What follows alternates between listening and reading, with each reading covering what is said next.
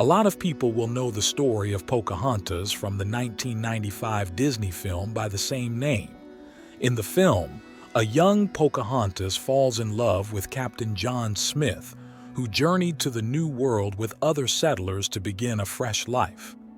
It is a love story as old as time. Her father opposes their bond and wants her to marry a native warrior. The situation isn't helped by the greedy English colonists who hope to rob the Native Americans' gold. Blood is spilled and lives are lost. John is nearly executed and eventually jumps in front of a bullet to save Pocahontas' father. But in the end, John and Pocahontas' love brings peace between the natives and the settlers, and they part ways with Pocahontas staying in America with her tribe whilst John returns to England. It is a great film filled with love, action, and drama. But what if I told you that the real story of Pocahontas is just as interesting, if not even more? Intrigued? Well, let's take a look at the story of the real Pocahontas. Pocahontas was born in 1596 to the Powhatan people. In modern-day Virginia, she was the daughter of Powhatan, the powerful leader of a coalition of about 30 Native American tribes, numbering somewhere between 10 and 15,000 people. Little is known about her mother. Some speculate that she lost her life during childbirth, while some evidence based on writings by English adventurer Henry Spelman, who lived among the Powhatan people as an interpreter, supports the theory that her mother may have been of lowly origin. As he wrote, it was customary for the chief to take many wives, and when they had birthed him a child, they would be returned to their place of origin to find another husband. Historians debate Pocahontas' real name, with William Smith claiming that her real name was Matoax, which the natives carefully concealed from the English due to superstitious fears that if they knew her real name, they would gain power to do her harm. Some historians believe her real name could have been Amanut or Matoaka, but for the simplicity's sake, we will refer to her as Pocahontas for the remainder of this video. Pocahontas is most famously linked to colonist John Smith, who arrived in Virginia with 100 other settlers in April 1607. Smith was captured by the Native Americans in December of the same year and was brought to the Powhatan's capital. John Smith plays a pivotal role in what we know today about Pocahontas, but we need to take his accounts with a pinch of salt. Smith wrote two different accounts of his capture.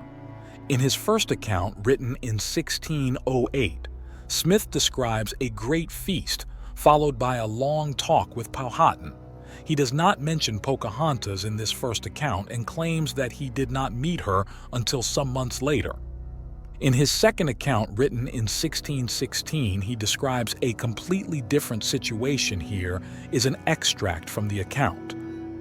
At the minute of my execution, she hazarded the beating out of her own brains to save mine. And not only that, but so prevailed with her father that I was safely conducted to Jamestown. In this account, he claims that he was captured and taken to the chief to be executed. But just before his execution, Pocahontas saved his life by putting herself in the way of the execution.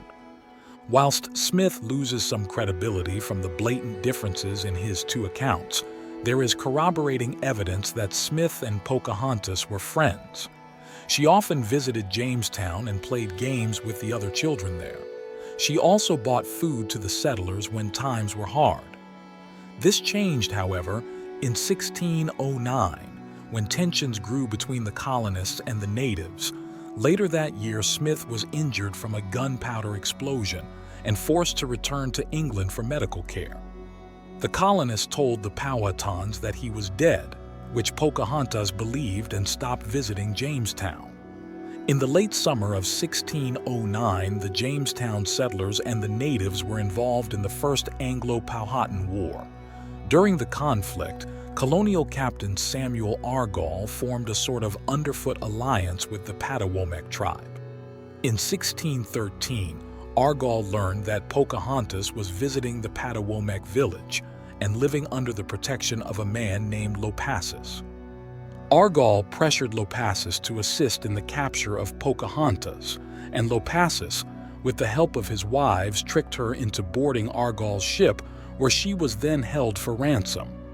Argall demanded that if Powhatan wanted his daughter's freedom, he would have to return various weapons and tools that they have stolen, and release the colonial prisoners that they had captured.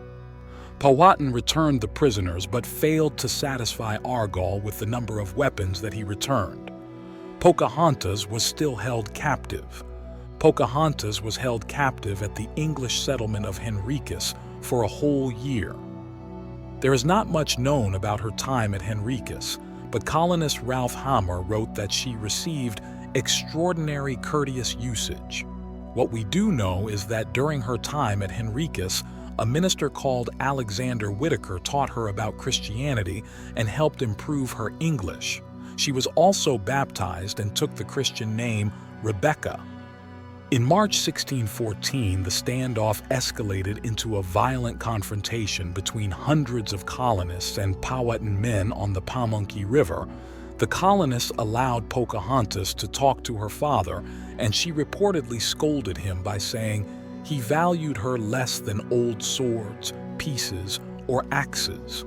And she said that she preferred to live with the colonists who loved her.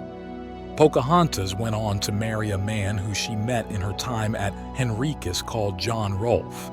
They were married on April 5, 1614, and lived together for 2 years at Varina Farms near Henricus. During this time, Pocahontas gave birth to their son Thomas. This marriage created a peace between the colonists and the Powhatan tribes, which lasted for 8 years and was refereed to as the Peace of Pocahontas. Now, this would be a great time in the story to say, and they all lived happily ever after. But unfortunately, Disney did not produce this version of Pocahontas. And like all things in life, there was money involved in this story. It is important to understand that the colonization of North America was funded by a lot of private companies. One such company was called the London Company. This company funded the settlers in Virginia, and one of their major goals was to convert Native Americans to Christianity. They saw an amazing opportunity to promote themselves and rally more investment in their company when they heard that one of their settlers had converted and married a Native American princess. So they decided the best course of action was to bring Pocahontas to England as a symbol of the tamed savage and the success of the Virginia colony. Rolfe and Pocahontas arrived in England on June 12, 1616. They traveled to London by coach, where they attended various social gatherings and were even brought before King James in the Palace of Whitehall. Pocahontas was not technically a princess in Powhatan culture, but the London Company presented her as one to the English public. She was apparently treated well in London. Pocahontas and Rolfe lived in the suburb of Brentford, Middlesex for some time, as well as at Rolfe's family home in Norfolk.